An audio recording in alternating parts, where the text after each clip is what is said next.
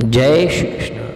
कहते हैं शुक्रिया अदा सबका करें, चाहे कोई साथ निभाए या चाहे हाथ छोड़ दे, दोनों का दिल से शुक्रिया। इससे आपकी आंतरिक शक्तियों में अभिवृद्धि होगी।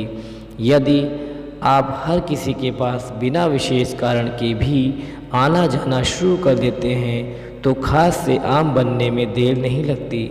इसलिए आपकी मौजूदगी सिर्फ तभी होनी चाहिए जब आपकी ज़रूरत हो। कहते हैं कि जैसा आप औरों को संप्रेषित करते हैं, जीवन की ध्वनि वैसी ही प्रत्युत्तर देती है।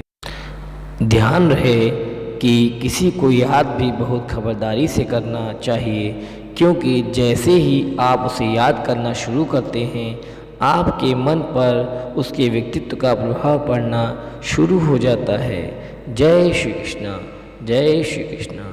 जय श्री कृष्ण। जय जय श्री कृष्ण।